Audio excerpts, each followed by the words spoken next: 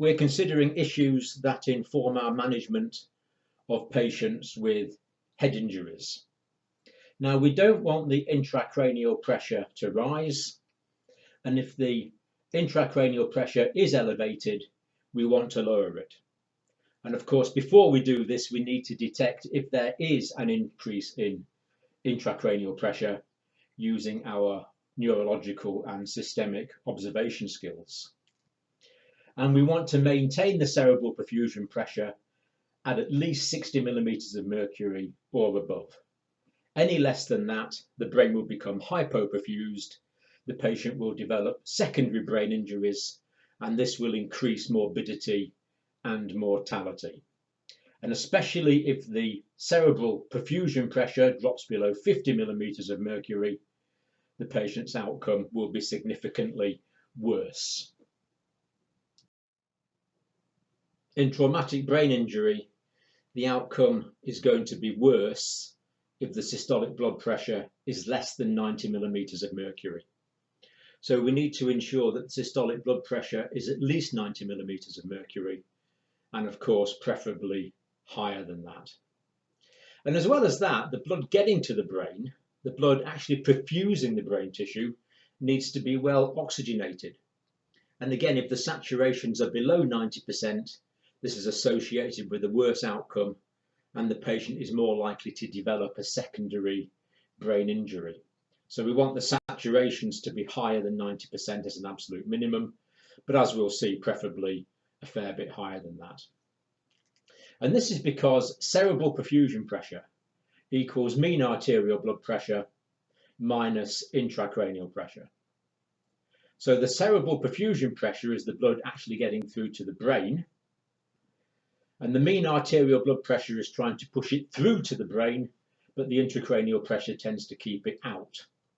So this means if there is a decrease in mean arterial blood pressure or an increase in intracranial pressure, this will reduce cerebral perfusion pressure. And it's particularly dangerous if there is a decrease in mean arterial blood pressure and at the same time there's an increase in intracranial pressure, because both of these things are going to reduce cerebral perfusion pressure, therefore reduce perfusion and oxygenation of the brain, making secondary brain injury much more likely to occur. So this means that as well as maintaining arterial blood pressure, as well as maintaining oxygen saturations, we want to keep the intracranial pressure down. So ideally, the intracranial pressure will not rise above 20 millimeters of mercury. And if you work out your sums, we're hoping for a cerebral perfusion pressure that should never drop below 60 millimeters of mercury. So your cerebral perfusion pressure at the moment, if your mean arterial blood pressure is, say, 100 millimeters of mercury, and your intracranial pressure is 10 millimeters of mercury, then that would mean that your cerebral perfusion pressure is currently 90 millimeters of mercury. So these are the sort of parameters we should be aiming for in a head injured patient. But certainly, if the cerebral perfusion pressure drops below 60 millimeters of mercury, it's reasonable to expect that the outcome may well, unfortunately, be worse.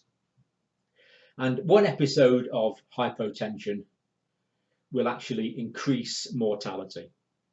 So it's important to maintain the patient's blood pressure all of the time, because even if they're only hypotensive for a short period of time, their probability of surviving and of course their probability of developing morbidity will be increased as a result of the hypotension, reducing the cerebral perfusion pressure.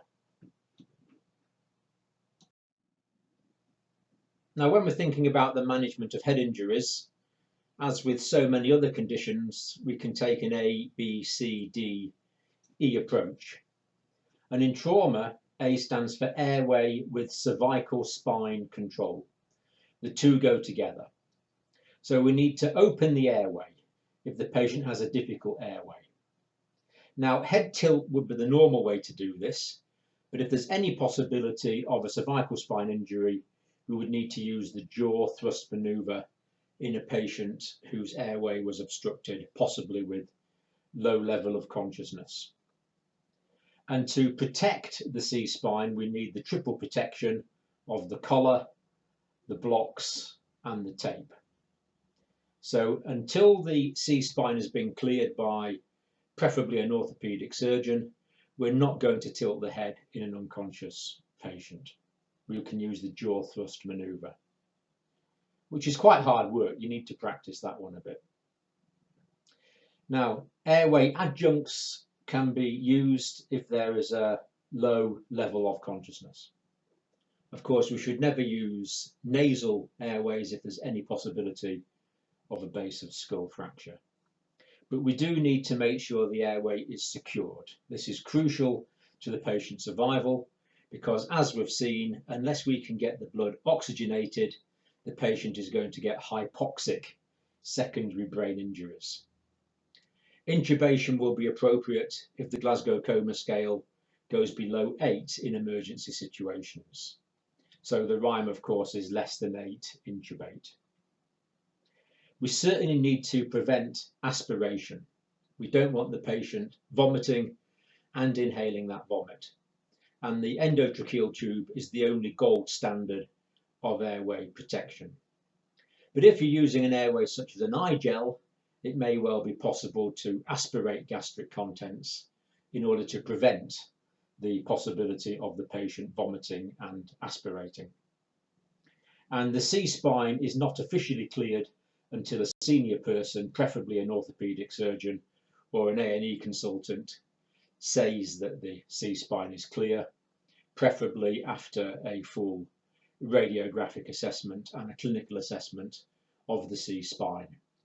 Because we never want to turn a serious injury into a catastrophic injury.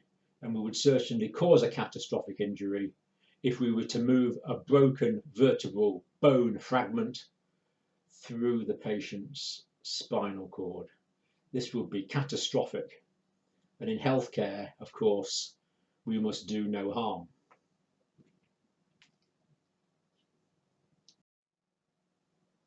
Having assessed the airway and treating any airway obstruction as necessary and ensuring that the airway is clear, we can now move on to B for breathing and ventilation. And we want to make sure that the blood going to the brain is well oxygenated.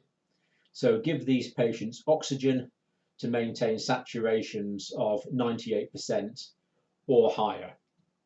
The patients need to be well oxygenated to prevent hypoxic secondary brain injury. And normocarbia is preferred. This relates to the amount of carbon dioxide.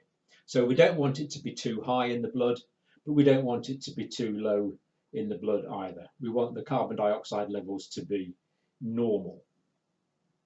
We need to assess for possible chest injuries because, of course, this can interfere with breathing and ventilation, as indeed can some abdominal injuries, especially if they involve the diaphragm.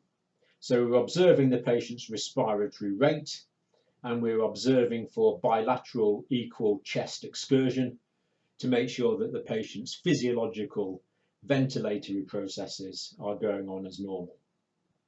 And if any procedures do need to be carried out, such as intubation, the patient must be very thoroughly pre-oxygenated, because as well as not wanting any hypotensive episodes, we do not want any hypoxic episodes. The brain does not like being hypoperfused. It does not like being hypoxic, as it will cause secondary brain injury. So maintaining breathing and ventilation, our next priority, and clearly absolutely essential. So having assessed and treated any problems with A and B, we move on to C. And C is circulation and hemorrhage control. So we need to establish hemostasis if the patient is bleeding from anywhere, preferably with definitive management of any hemorrhage. And we should ensure euvolemia. We don't want the patient to be hypovolemic, because if they're hypovolemic, they're going to become hypotensive. And if the patient is euvolemic, we will ensure normal physiological perfusion of the brain in terms of blood volume. And of course, we need the blood volume to maintain the cardiac output, and we need the cardiac output to maintain the systemic arterial blood pressure. Now, it's worth thinking about fluids, and the fluids we're going to use are crystalloids. So probably Hartmann's, which is a Ringer's lactate type solution, or possibly saline. The current consensus is that these are the best solutions to give. Now, hypertonic saline and mannitol should be available, but normally we'll only give these if the patient acutely deteriorates. And we need to treat other causes of hypotension. So patients can become shocked for other reasons than hypovolemia. For example, in trauma, there could be a spinal shock. So if there's other causes of hypotension, whatever that is, they need to be addressed. And we need to avoid hypothermia. Now, there is some current research being done on cooling of patients with head injuries, and this has, some studies show, been equated with an improved prognosis. But the key thing about hypothermia is it will cause coagulopathy. If there's a coagulopathy, the patient's blood will not clot properly. And if there's any intracranial hemorrhage, that's going to bleed more if the patient's body temperature is low. Because remember, the blood clots best at 37 degrees centigrade. If the patient is on anticoagulants, the effects of these should be reversed to stop the patient's bleeding into their cranial cavity. And for the same reason, we wouldn't want to give aspirin or indeed other non-steroidal anti-inflammatory drugs. Now, if we can't maintain the blood pressure, then some centres will consider giving noradrenaline as a pressor to maintain blood pressure. But of course, we'd only want to do that after we'd established euvolemia to make sure there's plenty of volume in the blood. And of course, when it's available, always feel free to use cardiac monitoring in case the patient develops any dysrhythmias, which also could interfere with the patient's ability to maintain a normal blood pressure and therefore their ability to maintain their cerebral perfusion pressure. Having stabilised airway, breathing and circulation, the next priority is going to be D for disability, looking at the nervous system. And clearly here the Glasgow Coma Scale is going to be central to these observations, looking for the eyes, the voice and the motor response. And if a patient is demonstrating variable different responses to stimulation, the best motor response elicited is usually taken as a more accurate prognostic indicator than the worst response. And we want to prevent rises in intracranial pressure.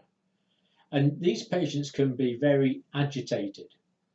So in extreme cases, we can consider analgesics and sedatives, even benzodiazepines, antipsychotics and propofol, because these patients can become very agitated. Now, if we are going to sedate these patients, it's best to do it just for a short period of time with short-acting preparations. Because, of course, when the patient is sedated, it becomes very hard for us to carry out our normal neurological observations. But we need to stop these patients from harming themselves because they become very agitated and they're always climbing out of bed and pulling at their lines. And they can be pretty well a full-time job to look after them. They can be very demanding in terms of nursing time because they are confused and agitated with this cerebral irritation, which is the common feature of acute head injuries. Now, head injuries can also be painful, of course. So as with any other painful condition, we want to give analgesics. And paracetamol is good for this. And although I've no personal experience of it, intravenous paracetamol would seem to be a reasonable idea because we don't want to give aspirin or non-steroidal anti-inflammatory drugs. So paracetamol orally or intravenously, well worth considering. Now, opioids can be used, but of course we don't want to depress the respiratory effort, and we don't want to lower the blood pressure because the cerebral perfusion and the oxygenation is absolutely vital to a good outcome in these patients. Now, if there's any seizure activity, we want to prevent that, perhaps with phenytoin or sodium valproate for the first 7 days. And this is important because we don't want the patient to become hypoxic when they fit. And it's reasonable to assume that fits can also raise intracranial pressure. And as well as this, after a fit, someone is going to be neurologically disturbed as a result of the fitting convulsion. And again, it can make our neurological observations very difficult to perform for a period of minutes, tens of minutes, or even an hour or more. We need to assess the patient's outer ears because we want to make sure there's no leakage of cerebrospinal fluid or blood from the ears. And of course, we can prepare the patient for computerized tomography or MRI. MRI is good for diffuse axonal injuries, but normally CT is the main investigation for looking for intracranial lesions such as extrajaw hematoma, subjaw hematoma, intracerebral parenchymal sort of hematomas. And of course, it may become necessary to prepare the patient for pre-op care if neurosurgical intervention is going to be indicated. E stands for exposure and environment, and if you like, we can make it stand for E for everything else as well. So the patient should be exposed after trauma to make sure we're not missing an injury. All of the surface area of the patient should be examined in a way which preserves their dignity and in a controlled environment. Because, for example, we want to prevent hypothermia. If the patient's hypothermic, there can be a coagulopathy and the blood will not clot properly. Because when the body temperature is low, the blood will flow. And we need to consider other possible causes of low level of consciousness.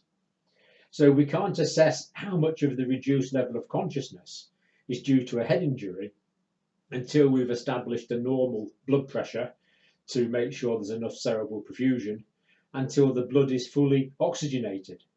Only then can we know what proportion of a reduced level of consciousness is caused by a head injury. And even then we need to consider other causes. Potentially the patient could be hypoglycemic, potentially they could be intoxicated with alcohol or other drugs. Or hypothermia can also cause a reduced level of consciousness. Now we want to correct hypoglycemia because the brain cells need glucose, and we also want to avoid hyperglycemia because this is also associated with a poorer prognosis and possible secondary brain injury. It's not uncommon for there to be open wounds in patients who've sustained head injuries.